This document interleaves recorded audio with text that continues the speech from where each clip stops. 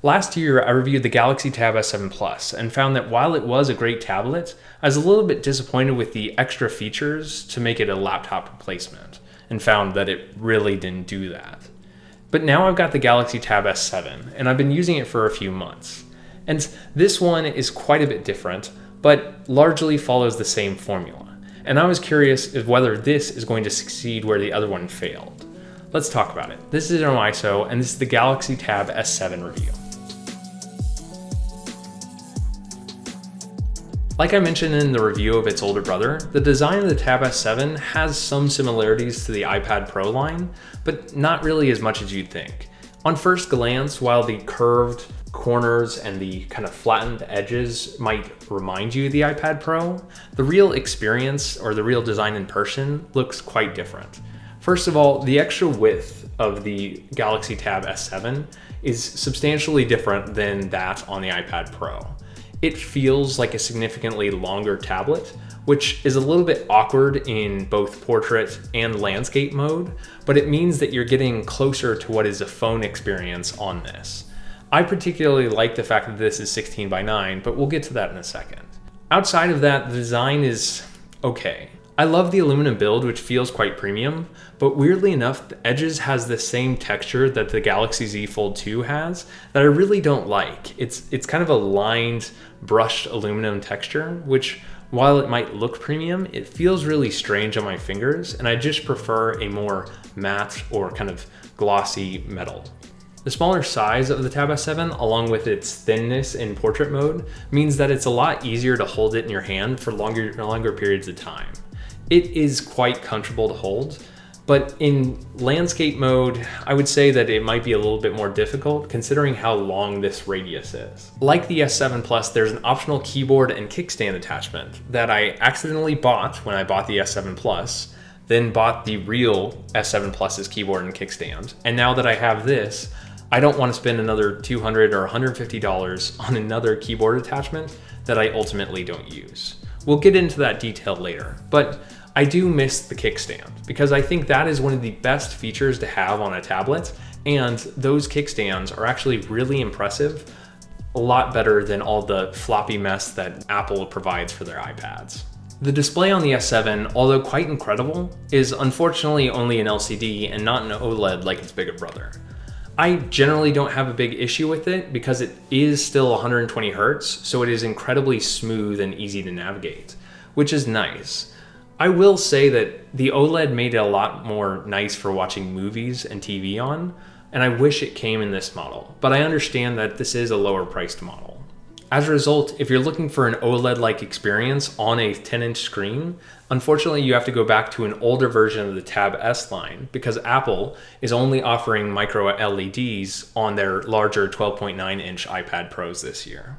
What I really love about this display is the fact that it's 16:9. Yes, it's not super tall for optimal productivity usage, but since I don't plan on using this much for productivity, I actually prefer the 16:9 aspect ratio since I'm using it for optimal viewing of YouTube, Netflix, or most 16:9 content. As a result, the resulting content on this screen is often larger than significantly larger displays because it is tuned, or it's tooled, for the right aspect ratio. Go figure. Adding to my watching experience, the 4 speakers on the corners of this device are quite impressive, enough so that I don't always need headphones while listening to this. Of course, I could go with the Samsung Galaxy Buds Pro and probably be disappointed. Watch the video, by the way. Where the Tab S7 Plus offered an in-screen fingerprint sensor that's actually pretty consistent, this instead has a side-mounted fingerprint sensor, not unlike the Galaxy Z Fold 2. Now, thankfully, this having a flat edge means that it's a little bit easier to run my finger over, but since the fingerprint sensor doesn't protrude at all, it's actually a little bit tougher to find in the dark. Thankfully, this is pretty consistent in most cases. I don't love it, but I think it's a better solution than not having anything at all. The software experience is pretty bog standard Samsung, which is good or bad depending on how you feel about it. In my experience, while I'm used to the One UI interface, I really think that Samsung needs to design something different when it comes to tablets, so I don't just have a big old phone screen. Of course, they do offer the additional DeX functionality when you hook it up to a keyboard and a mouse, but frankly, DeX is so far behind what Apple's doing with iPads and obviously what Microsoft's doing with Surfaces that I really can't think of that as a good laptop replacement. Maybe if you specifically have a individual use case where you are trying to finish off a presentation in Microsoft PowerPoint and you only happen to have your Galaxy Tab S7, or maybe you are writing a quick email to a friend and you happen to have your keyboard with your Galaxy Tab S7, this might be a better solution than the alternatives, but that's really it. I am really disappointed with Samsung in that they don't continue to update DeX to make it more functional and usable. In the last couple of years, I've tried every iteration of it. The original ones on the Galaxy S7 or S8 connecting to my monitor, the wireless version, and of course the tablet version. And in no iteration have I really found a good flow of trying to use DeX. And I really tried. As a result, I decided not to buy a keyboard and the kickstand for this. And while I loved the kickstand on my Plus model, the fact is $150 or $160 for an optional keyboard attachment for your tablet that doesn't add significant functionality is ridiculous. And yes, you're paying significantly more for the same thing on an iPad Pro with a Magic Keyboard, but at least you're getting a little bit of a better experience with that. Really, the gold standard here is the Microsoft Surface type cover, which is $130 and literally makes the Surface worth it. To cap off the software experience, let's talk about the S Pen.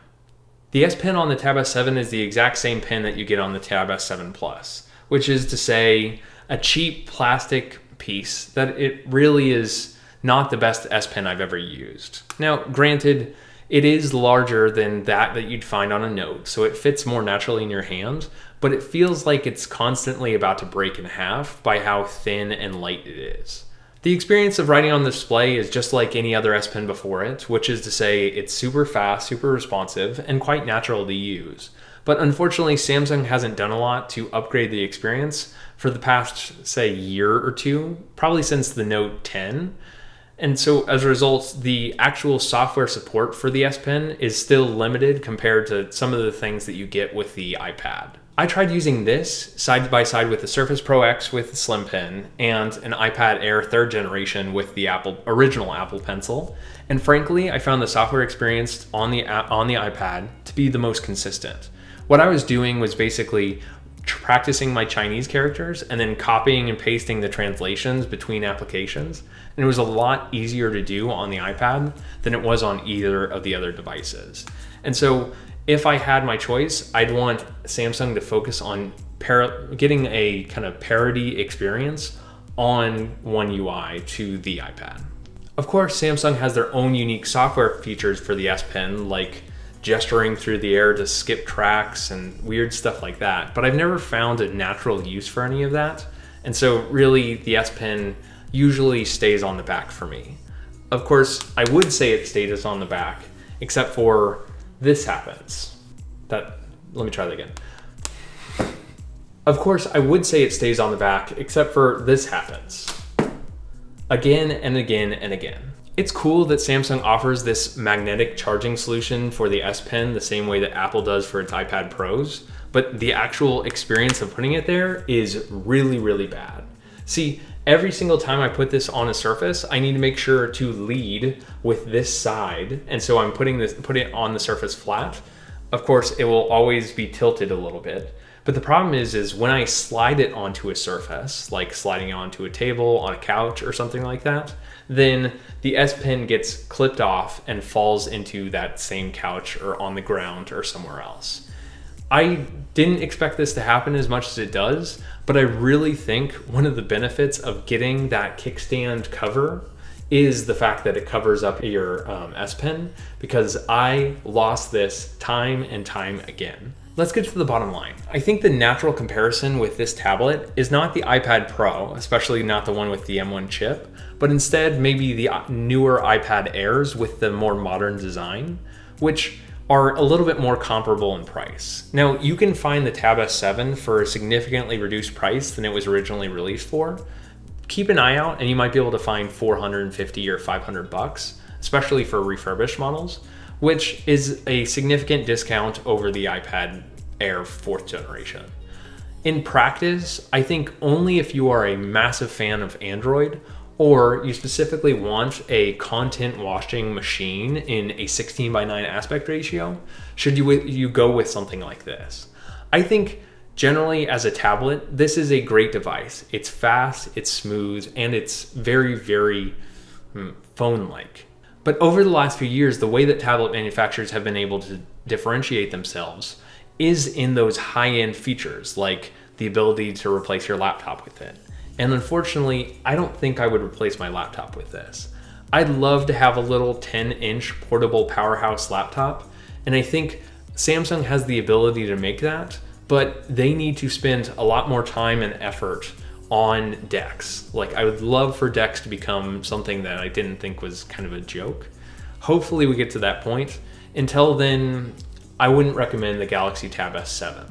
Thank you for watching an OISO. I hope you liked this video and it helps inform you whether you want a Galaxy Tab S7. If you did, be sure to like and let me know down in the comments what you think. And if you aren't already, be sure to get subscribed for more videos just like this. I'll catch you in the next one.